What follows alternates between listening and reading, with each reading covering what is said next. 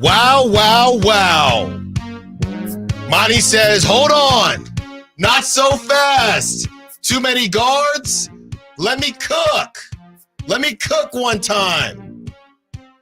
Davion Mitchell, Sasha Vezenkov headed to the 666. Huge trade. Or Chris, maybe I don't know about huge, but the beginning of trade season for the Sacramento Kings as they send Davion Mitchell and Sasha Vezenkov to Toronto for Jalen McDaniels, older brother of Jaden McDaniels. By the way, we're 30 minutes away from the California Classic Summer League ticket giveaway, family 4-pack of 3-day passes, 916-339-1140. How are you feeling, Sacramento Kings fans? You just got Devin Carter.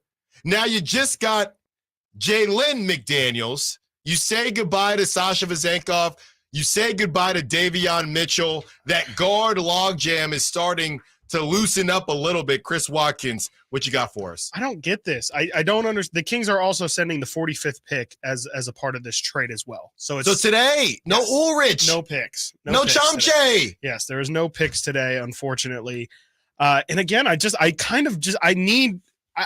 almost waiting for another piece here because I'm not seeing really value-wise. I'm just really surprised that because Jalen McDaniels did not have a good season last year. It felt like he was pretty much on the outs in Toronto anyway. And I understand it should definitely be noted here that the Kings are freeing up, I think I'm seeing anywhere from $6.5 to $8 million in cap space with this move. And potentially that could just be to now be more of have more access to your mid-level exception. We talked about after they signed Malik, that mid-level exception went from $12.9 million all the way down to 5.4 or 5.5, something around that range.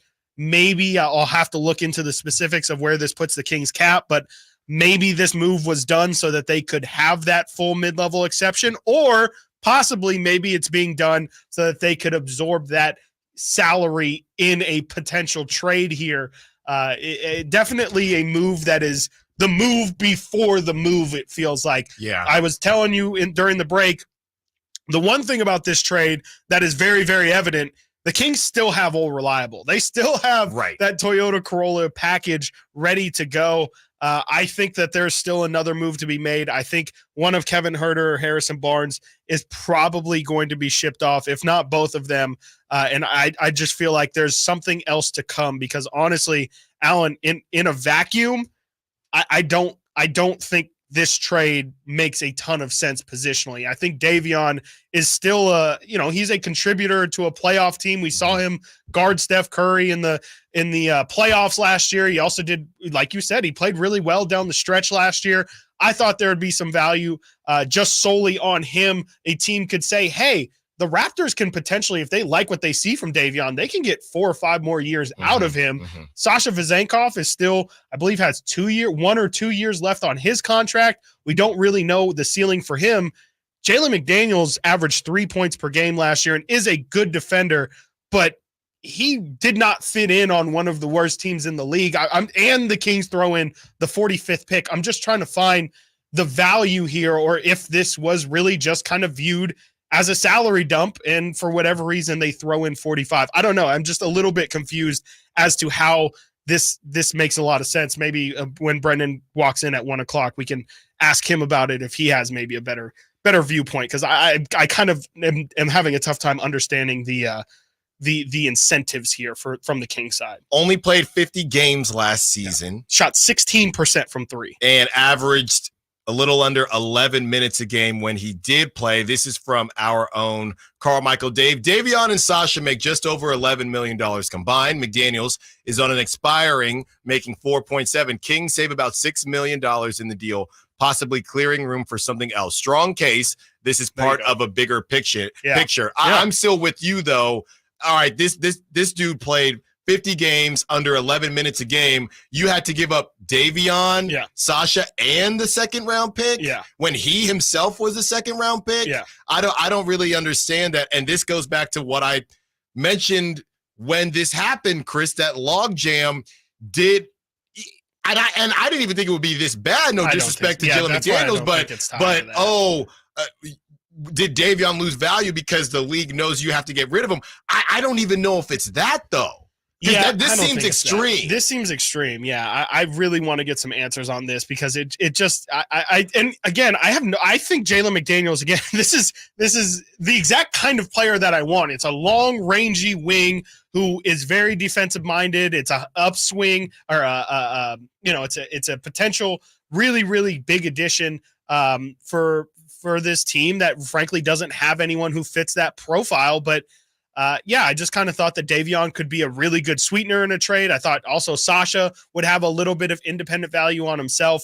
Maybe this is more just a sign that the Kings are really high on Jalen McDaniels and willing to try and figure it out in a winning situation, because I am looking at his situations and he hasn't been in great ones. I mean, he was in Charlotte for the first 3 years of his career and then ended up going to Philadelphia and only playing about 24 games with them the previous season to this one, and then this year playing barely for the Toronto Raptors.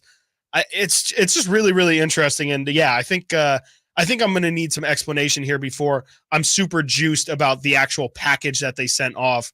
To me, again, it just feels like the Kings gave up a lot for a guy who probably I would have assumed could have been gotten with a couple second round picks instead of players in general. Somebody from the 530 on the text line is saying, are we getting the 31st pick also? Not according to Woj. Not that we have seen yet. I know things are trickling out. 7 minutes ago, Chris, Woj says the deal gets the Kings under the luxury tax and opens up a roster spot.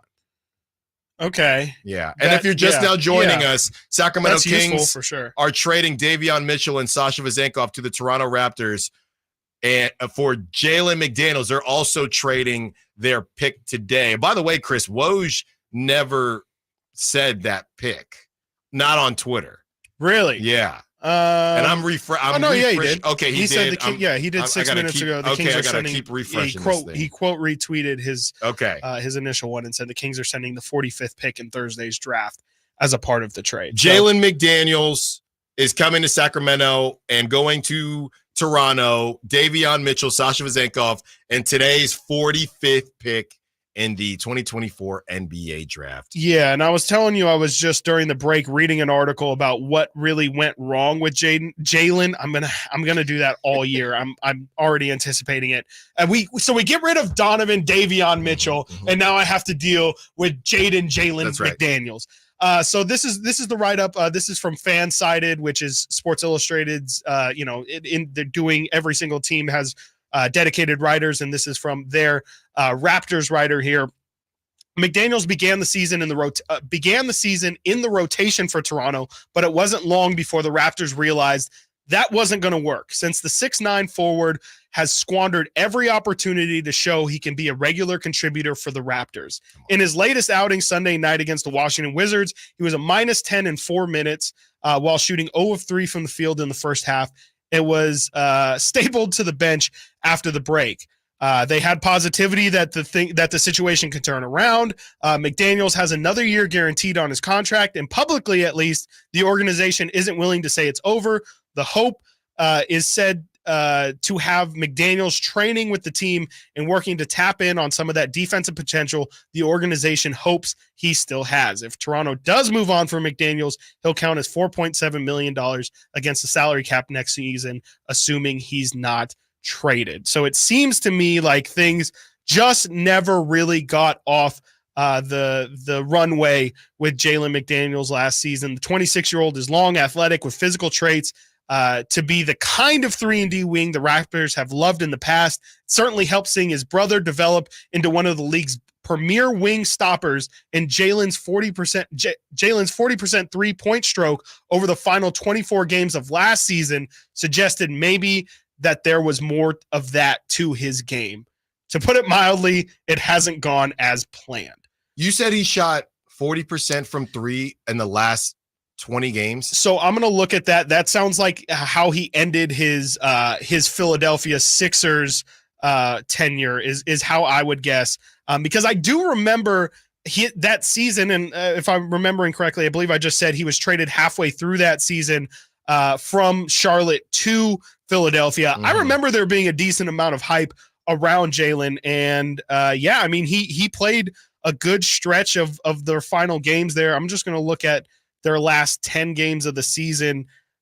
in 20. No, I mean, maybe it was for the Raptors because the stretch I'm looking at here was not good, and maybe the writer meant Jaden instead. But that's what I don't understand, because if this is a play like low value diamond in the rough, you don't have to give that up for a diamond in the rough. Yeah.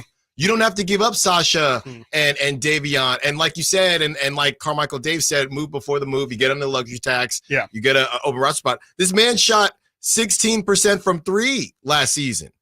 16%. And that's not a rare occurrence for him either. I'm looking at, his splits. He was 16% in the month of April. He was 20% in the month of February, 17% in the month of December. It was not just that he could not get it started the entire season. And, I think it's a bit concerning, especially when you look at his brother's game. His brother has developed that 3-point shot to a decent level. Yeah. And that's what's made him so spectacular. Right. To be fair, that is way lower than his average throughout his career. I mean, before that, it was 40% with the Sixers, 32% with Charlotte. So he's not normally that. It was just a bad season, but I get it. If his value is low, if his value is low, why do you have to give that up? All right, we got to get to it. We're getting the Dame Lillard from Simone. Coming up next, we continue the conversation 15 minutes away from giving away the family 4-pack to the California Classic Summer League. 916-339-1140. How are you feeling about the Kings?